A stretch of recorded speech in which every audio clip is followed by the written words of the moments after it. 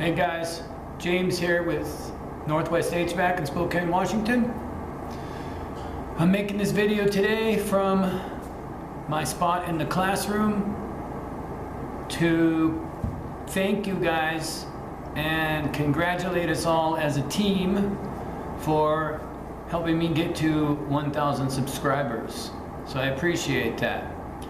So as a result, I'm going to be making a couple more videos to add to our collection, and today I thought since we hit the 1,000 mark, it's a little bit cause for celebration, so I'm going to give you a brief tour of our lab for those of you that are not current or former students, just to kind of check out some of the stuff we're working with.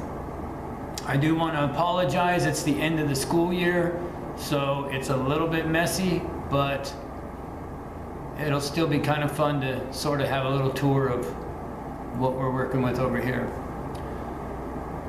Also, I want some of your suggestions. So if you guys have some topics you want me to cover, some things you want me to explore in the field, maybe particular kind of unit operation that you want me to go over, just hit me up in comments and I will work on making some new content for you. Anyway, thank you guys for 1,000 subs. I appreciate each and every one of you, and let's have a tour of the lab. All right, well, here's where it all starts. We got our gas meter and our wall of thermostats for all of our units. Over here,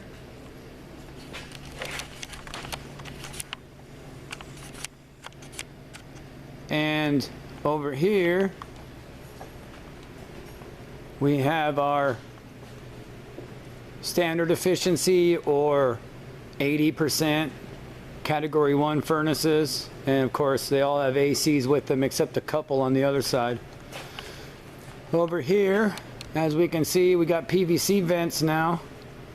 So these are my 90% or high efficiency category 4 units, and we all have ACs and heat pumps attached to them. Break area. Over here's our ice machine area. Right now I only have one because one of my local refrigeration companies jacked one, but he's going to get me another one. And I got this under counter over here, and we have a ground source, quote unquote geothermal heat pump, and there's the water pipes right there, those black things that circulate water through there. Simulated ground source, or geothermal if you will, heat pump. This guy right here is a flake ice machine, and you can see it's full. Basically snow cone type stuff. I have this water-cooled condenser unit that we built. You can actually see the water-cooled condenser right there. Had a student build that a few years ago.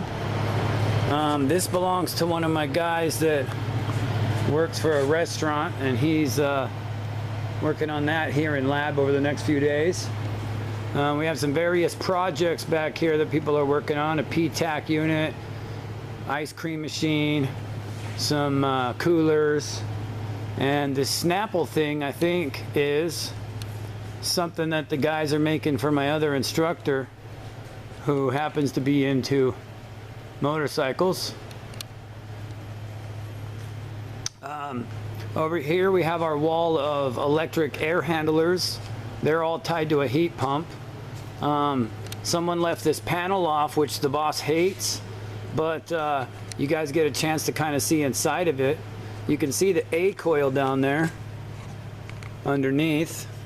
Not the easiest to see with my lighting, but there's your indoor coil, and then our ECM blower, and then here's your heat strip bank up here, sequencer, and a couple heating elements in there.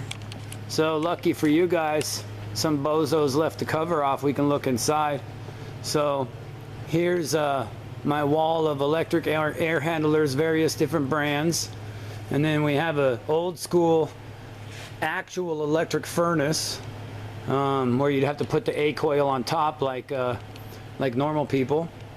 And this one, I believe, has 4 elements. You can kind of see inside what's going on with that one. Got some breakers in there, sequencers, got a fan relay over here, and your 4 elements right there. So traditional electric furnace.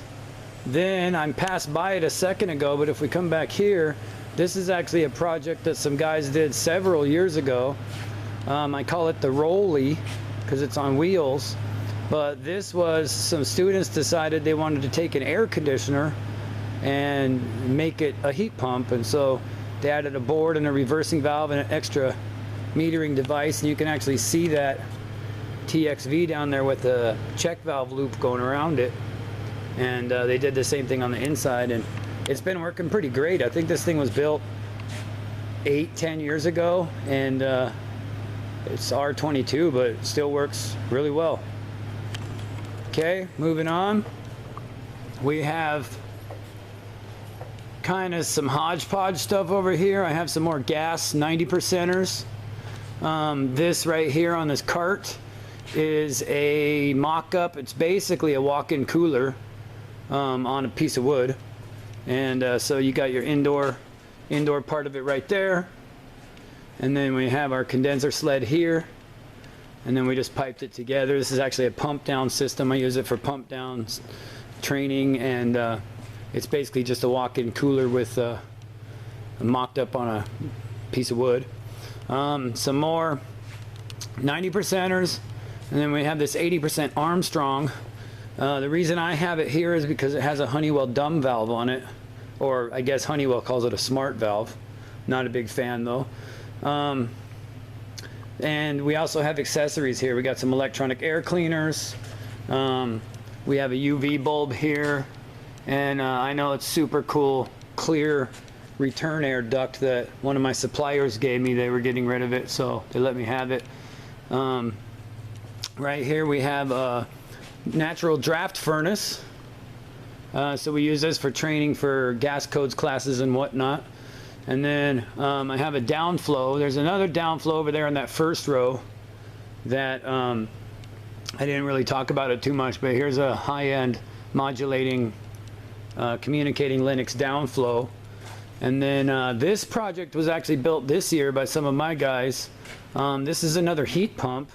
They basically decided to see if they could build a heat pump out of spare parts, and so we just kind of threw some stuff together, and it took them most of the year to get through it with parts availabilities and stuff, but they got it built and it works nice. And then of course we got some mini split heads outdoor. I got a mini split unit which I could show you later, or you could just trust me. And then back here, kind of hiding behind this fridge that isn't supposed to be here, because again, it's a guy's project.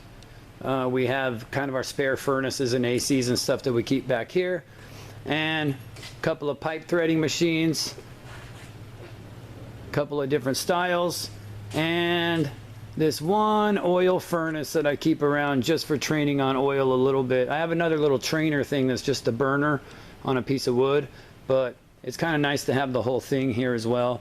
Not really hooked up. We use it portable, but there it is. So got a big motor stash down here. We got lots of part stashes throughout here. And then this guy. This is the one thing that's been in this lab since I went to school here back in 2000. This was at the old building. It's the only thing left from the old building that I'm aware of. And it's this refrigeration training board. It's got everything on it, all the different valves, all the different metering devices. At one point it had an AXV on it, but a couple years ago we converted it, put an EEV on it, and so now it's kind of updated to more modern controls. But we got TXV, cap tube, EEV, various heat exchangers, pump down solenoids, pretty much every part and piece component that you can have in a refrigeration system we have on this trainer board. And then obviously you see different red knobs there where I can make different flow patterns and various different things happen with it. And then we have some spare heat exchangers just for training purposes, and ignore my old junker recovery tanks. And then we have our walk-in freezer, and there's a sled on top, and got a full walk-in freezer. And then over here is basically my parts room where we got just a bunch of parts. And another project that was built by some students several years ago, this hot cold board. Again, this is basically just a refrigeration unit. It says hot on the top, cold on the bottom. And so the top's the condenser, the bottom's the evaporator, and you turn it on, it works great. The bottom coil gets all frosty, and it's just a fun little project to have running when we bring recruits and new students through to check the lab out, just to show the kind of stuff we can do around here, and also the magic of refrigeration. Lastly, I'll bring you guys over here, and we have our row of reach-ins. This is basically refrigerator row over here. We have a double door display case, a backup refrigerator, bunch of uprights. You can kind of see back there, and it's hard with the lighting, but I've got a bunch more uprights back there. And then we have our boiler system. So we have this zone system. There's a radiant floor system that we put together. So a pretty elaborate boiler system we have here.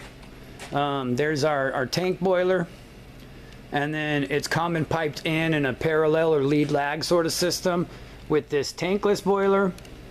And then right there, luckily again for you guys, some dork left the cover off. So there's our zone board, tying back to all of our zones. And then big giant expansion tank that they both share.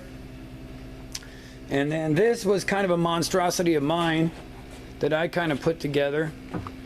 We had this ground source heat pump that was donated. And since we have this boiler system, we actually have this fan coil up here.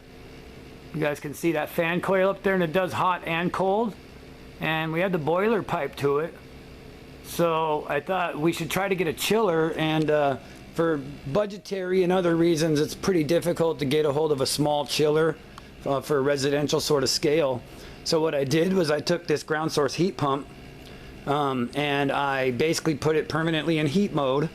And we had to modify it a little bit. We had to take out the air conditioning stuff. We had to put refrigeration stuff in it. But you can see those pipes down there, the red and blue pipes.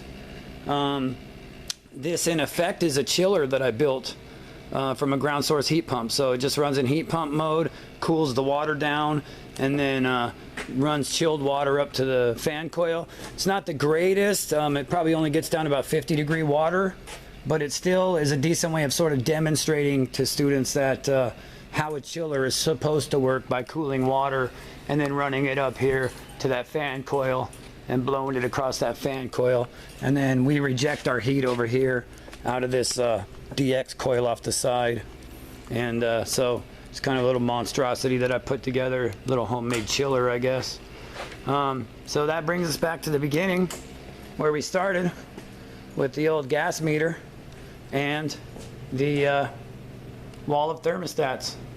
Hope you guys appreciate it. Thanks for the 1,000 subs. See you in the next one.